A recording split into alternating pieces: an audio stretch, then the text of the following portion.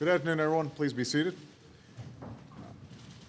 I am very pleased to be welcoming my great friend and partner, Prime Minister Stephen Harper, back to the White House to reaffirm our extraordinary friendship and cooperation between the United States and Canada. I'd like to talk a bit about what we accomplished today and then address the situation unfolding in Egypt. The United States and Canada are not simply allies, not simply neighbors. We are woven together like perhaps no other two countries in the world. We're bound together by our societies, by our economies, by our families, which reminds me my brother-in-law's birthday is today, and I have to call him. And in our many meetings together, I've come to value Stephen's candor and his focus on getting results, both when it comes to our two countries and to meeting global challenges. Although I unfortunately have not yet had the pleasure of seeing him and his band jam to the Rolling Stones. But I'm told that videos have become a sensation on YouTube, so I'll be checking those out after this bilateral. We've had a very successful day. Our focus has been on how we increase jobs and economic growth on both sides of the border. Canada is our largest trading partner and the top destination for American exports, supporting some 1.7 million jobs here. So today we've agreed to several important steps to increase trade, improve our competitiveness, and create jobs for both our people. First, we agreed to a new vision for managing our shared responsibilities, not just at the border, but beyond the border. That means working more closely to improve border security with better screening, new technologies, and information sharing among law enforcement, as well as identifying threats early. It also means finding new ways to improve the free flow of goods and people, because with over $1 billion in trade crossing the border every single day, smarter border management is key to our competitiveness, our job creation, and my goal of doubling U.S. exports. Mr. Prime Minister, I thank you for your leadership and commitment to reaching this agreement. We've directed our teams to develop an action plan to move forward quickly, and I'm confident that we're going to get this done so that our shared border enhances our shared prosperity. Second, we're launching a new effort to get rid of outdated regulations that stifle trade and job creation. Like the government-wide review that I ordered last month, we need to obviously strike the right balance, protecting our public health and safety and making it easier and less expensive for American and Canadians to trade and do business, for example, in the auto industry. And a new council that we're creating today will help make that happen. Third, we discussed a wide range of ways to promote trade and investment, from clean energy partnerships to the steps Canada can take to strengthen intellectual property rights. And we discussed a range of common security challenges, including Afghanistan, where our forces serve and sacrifice together. Today, I want to thank Prime Minister Harper for Canada's decision to shift its commitment to focus on training Afghan forces. As we agreed with our NATO and coalition allies in Lisbon, the transition to Afghan lead for security will begin this year, and Canada's contribution will be critical to achieving that mission and keeping both our countries safe. Finally, we discussed our shared commitment to progress with our partners in the Americas, including greater security cooperation. And I especially appreciated the Prime Minister's perspective on the region as I prepare for my trip to Central and South America next month. Let me close by saying a few words about the situation in Egypt. This is obviously still a fluid situation, and we're monitoring it closely. So I'll make just a few points. First, we continue to be crystal clear that we oppose violence as a response to this crisis. In recent days, we've seen violence and harassment erupt on the streets of Egypt that violates human rights, universal values, and international norms. So we are sending a strong and unequivocal message. Attacks on reporters are unacceptable. Attacks on human rights activists are unacceptable. Attacks on peaceful protesters are unacceptable. The Egyptian government has a responsibility to protect the rights of its people. Those demonstrating also have a responsibility to do so peacefully. But everybody should recognize a simple truth. The issues at stake in Egypt will not be resolved through violence or suppression. And we are encouraged by the restraint that was shown today.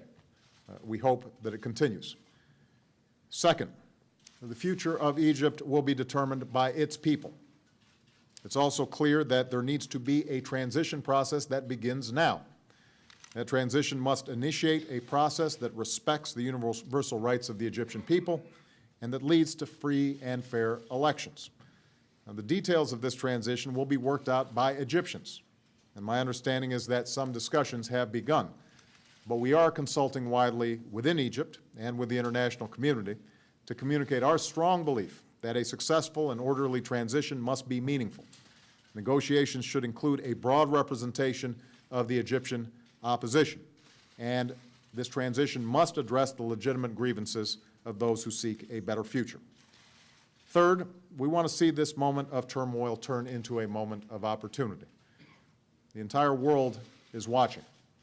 What we hope for and what we will work for is a future where all of Egyptian society seizes that opportunity. Right now, a great and ancient civilization is going through a time of tumult and transformation. And even as there are grave challenges and great uncertainty, I am confident that the Egyptian people can shape the future that they deserve. And as they do, they will continue to have a strong friend and partner in the United States of America. Mr. Prime Minister. Yeah. Well, first of all, thank you, Barack, thank you for your friendship, both personal and national. And thank you for all the work you've done and all of your people have done to bring us to our announcement today. Mesdames et Messieurs, aujourd'hui, le président Obama et moi faisons une déclaration sur notre frontière. Mais il s'agit en fait de bien plus que cela. Il s'agit d'une déclaration sur nos relations. Depuis presque 200 ans, nos deux pays ont tissé petit à petit une relation étroite et chaleureuse, la plus solide et fructueuse au monde. Nous sommes partenaires, voisins, alliés et d'abord et avant tout, de vrais amis. Nous vivons à une époque où les occasions se multiplient, mais où nous sommes également exposés à de grands dangers. Nous partageons des valeurs et des intérêts fondamentaux et nous devons relever les mêmes défis et braver les mêmes menaces. Cette amitié repose une grande partie sur la plus importante relation commerciale bilatérale de l'histoire.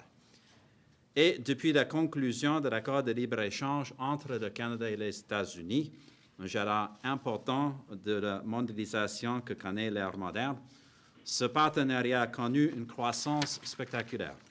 Non seulement les États-Unis sont le plus important marché d'exportation pour le Canada est également le plus important marché d'exportation de l'Amérique, plus important encore que celui de la Chine, du Mexique, du Japon ou de tous les pays de l'Union européenne combinés. 8 millions d'emplois aux États-Unis dépendent des échanges avec le Canada. Et le Canada, en plus d'être son meilleur ami, constitue pour les États-Unis le plus important, le plus sûr et le plus stable fournisseur d'énergie, la plus vitale des ressources pour les États-Unis. Le Canada et les États-Unis ont intérêt à s'assurer que leurs frontières communes restent ouvertes et efficaces.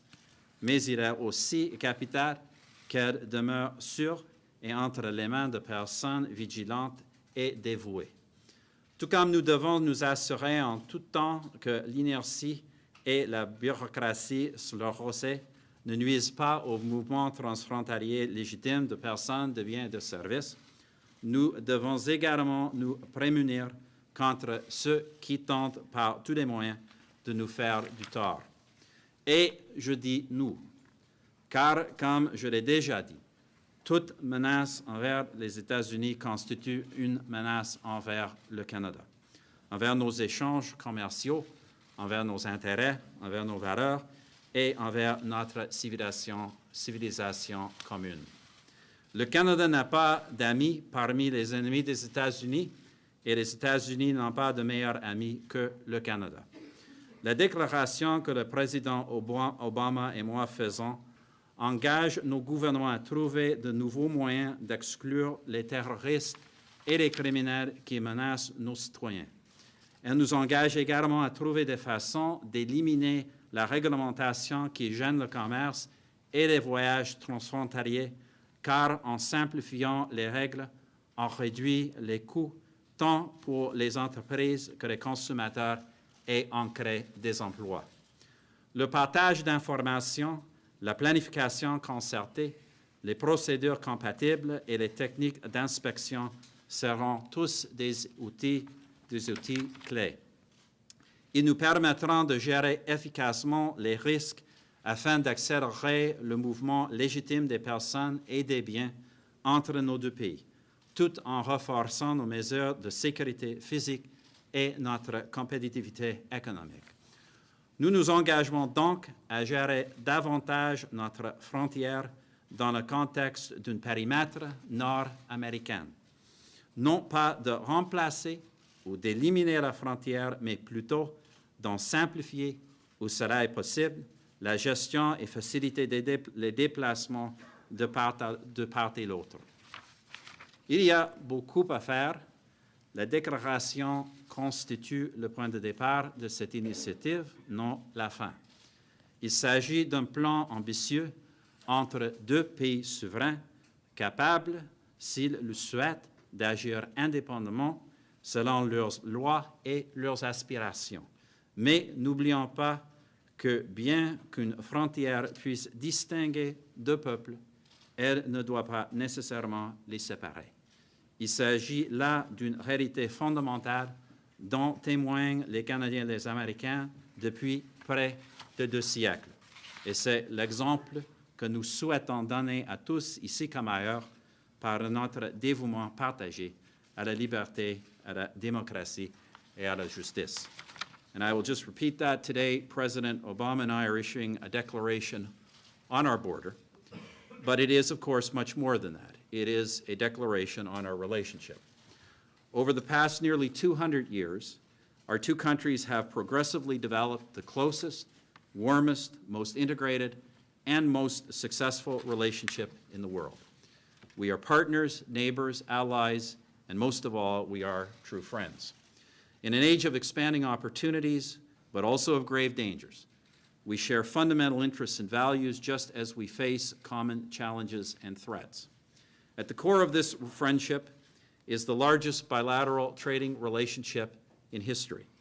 And since the signing of the Canada-U.S. Free Trade Agreement, a milestone in the development of the modern era of globalization, that partnership has grown spectacularly. Not only is the U.S. Canada's major export market, Canada is also America's largest export market, larger than China, larger than Mexico, larger than Japan, larger than all the countries of the European Union combined. 8 million jobs in the United States are supported by your trade with Canada. And Canada is the largest, the most secure, the most stable, and the friendliest supplier of that most vital of all America's purchases, energy. It is in both our interests to ensure that our common border remains open and efficient, but it is just as critical that it remains secure and in the hands of the vigilant and the dedicated. Just as we must continually work to ensure that inertia and bureaucratic sclerosis do not impair the legitimate flow of people, goods, and services across our border, so too we must up our game to counter those seeking new ways to harm us. And I say us, because as I have said before, a threat to the United States is a threat to Canada, to our trade, to our interests, to our values, to our common civilization. Canada has no friends among America's enemies, and America has no better friend than Canada. The declaration President Obama and I are issuing today commits our governments to find new ways to exclude terrorists and criminals who pose a threat to our peoples. It also commits us to finding ways to eliminate regulatory barriers to cross-border trade and travel, because simpler rules lead to lower costs for business and consumers and ultimately to more jobs. Shared information, joint planning, compatible procedures, and inspection technology will all be key tools. They make possible the effective risk management that will allow us to accelerate legitimate flows of people and goods between our countries while strengthening our physical security and economic competitiveness. So we commit to expanding our management of the border to the concept of a North American perimeter, not to replace or eliminate the border, but, where possible, to streamline and decongest it. There is much work to do. The declaration marks the start of this endeavor, not the end. An ambitious agenda between two countries, sovereign and able to act independently when we so choose, according to our own laws and aspirations, but always understanding this, that while a border defines two peoples, it need not divide them. That is the fundamental truth to which Canadians and Americans have borne witness for almost 2 centuries. And through our mutual devotion to freedom, democracy, and justice, at home and abroad, it is the example we seek to demonstrate for all others. All right, we've got time for a couple of questions. I'm going to start with Alistair Bull. Thank you very much, Mr. President. Is it conceivable to you that a genuine process of democratic reform can begin in Egypt while President Mubarak remains in power, or do you think his stepping aside is needed to reform even to begin?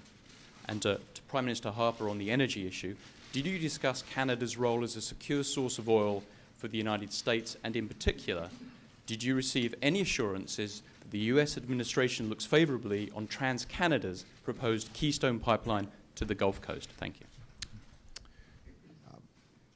I have had 2 conversations with President Mubarak since this crisis in Egypt began.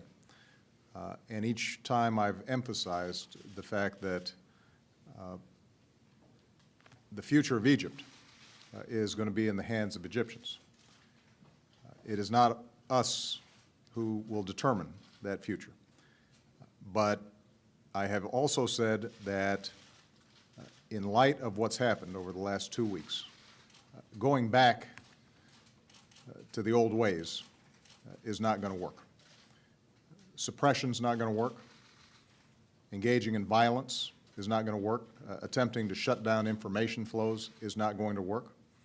In order for Egypt to have a bright future, which I believe it can have, the only thing that will work is moving a orderly transition process that begins right now, that engages all the parties, that leads to democratic practices, fair and free elections, a representative government that is responsive to the grievances of the Egyptian people. Now, I believe that President Mubarak cares about his country. He is proud, but he's also a patriot. And what I've suggested to him is that he needs to consult with those who are around him in his government. He needs to listen to what's being voiced by the Egyptian people and make a judgment about a pathway forward that is orderly, but that is meaningful and serious. I believe that he's already said that he's not going to run for re-election. This is somebody who's been in power for a very long time in Egypt. Having made that psychological break, that decision that he will not be running again, I think the most important for him to ask himself, for the Egyptian government to ask itself, as well as the opposition to ask itself, is how do we make that transition effective and lasting and legitimate? And as I said before, that's not a decision ultimately the United States makes or any country outside of Egypt makes. What we can do, though, is affirm the core principles that are going to be involved in that transition. If you end up having just gestures towards the opposition, but it leads to a continuing suppression of the opposition, that's not going to work. If you have the pretense of reform, but not real reform, that's not going to be effective. And as I said before, once the President himself announced that he was not going to be running again, and since his term is up relatively shortly, the key question he should be asking himself is, how do I leave a legacy behind in which Egypt is able to get through this transformative period And my hope is that he will end up making the right decision. You asked me about the questions of energy, and yes, we did discuss the matter you raised. And let me just say this in that context. I think it is clear to anyone who understands this issue that the need of the United States for fossil fuels, far in excess of its ability to produce such energy, will be the reality for some time to come. And the choice that the United States faces in all of these matters is whether to increase its capacity to accept such energy from the most secure, most stable, and friendliest location it can possibly get that energy, which is Canada, or from other places that are not as secure, stable, or friendly to the interests and values of the United States. I think we've got a Canadian reporter. Prime Minister, can you answer this in English and French? Canadians will be asking how much of our sovereignty and our privacy rights will be given up to have more open borders and an integrated economy. And while I have you on your feet, I want to ask you about Egypt as well, whether you feel that Mr. Mubarak should be stepping down sooner. It would help the transition. And Mr. President, on the sovereignty issue, you're welcome to answer it. You don't have to speak in French, though. Thank you. Now, I love French, but I'm just not very capable of speaking. On the question of sovereignty, this declaration is not about sovereignty. We are sovereign countries who have the capacity to act as we choose to act. The question that faces us is to make sure we act in a sovereign way that serves Canada's interests. It is in Canada's interest to work with our partners in the United States to ensure that our borders are secure and ensure that we can trade and travel across them as safely and as openly as possible within the context of our different laws. And that is what we're trying to achieve here. You know, we share security threats that are very similar on both sides of the border. We share an integrated economic space where it doesn't make sense to constantly you know, check the same cargo over and over again. If we can do that at a perimeter, if we can decongest the border, that's what we should be doing. If we can harmonize regulations in ways that avoid unnecessary duplication and red tape for business, these are things that we need to do. So that's what this is all about. This is about the safety of Canadians, and it is about creating jobs and economic growth for the Canadian economy. Let me, maybe, I'll do French, then I'll come back to Egypt. Ce n'est pas une question de la souveraineté. C'est une question de comment on utilise notre souveraineté pour le bénéfice des Canadiens.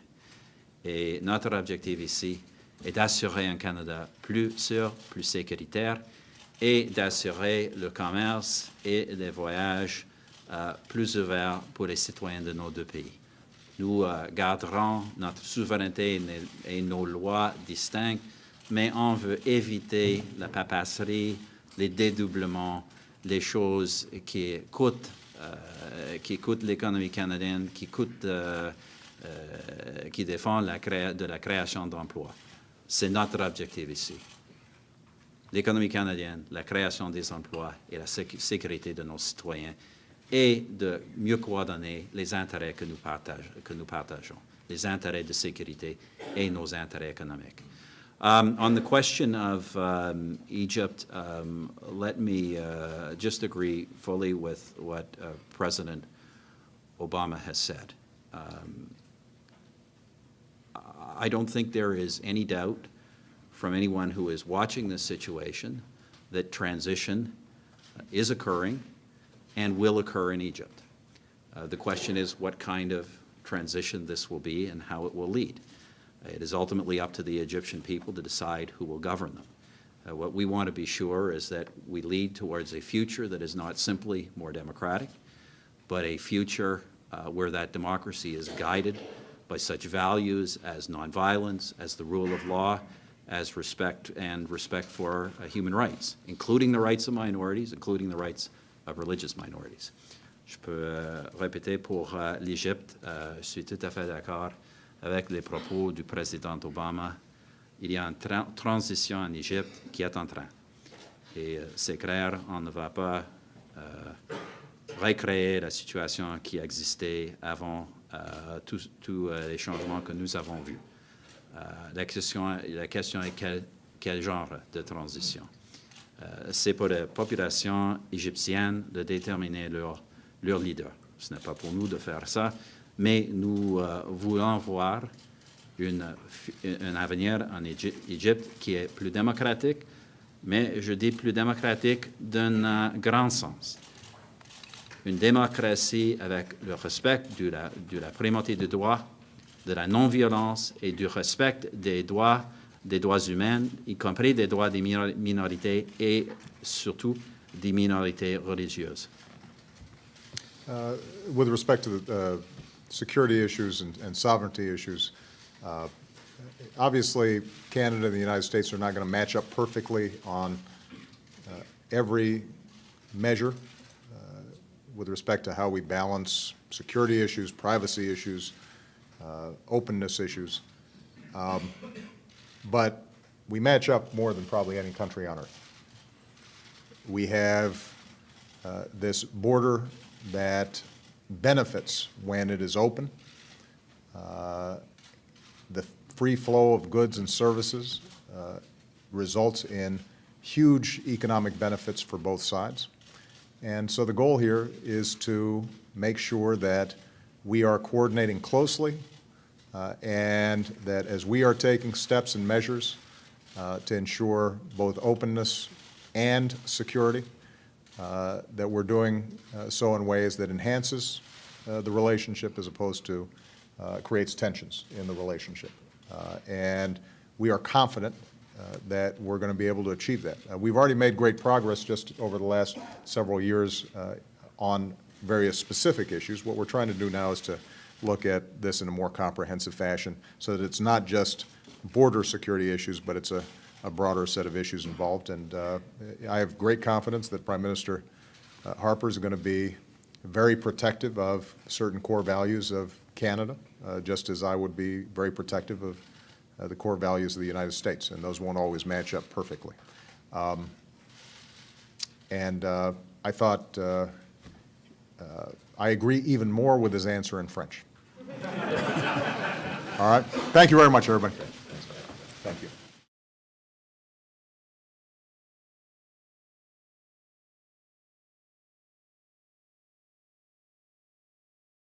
The Rolling Stones.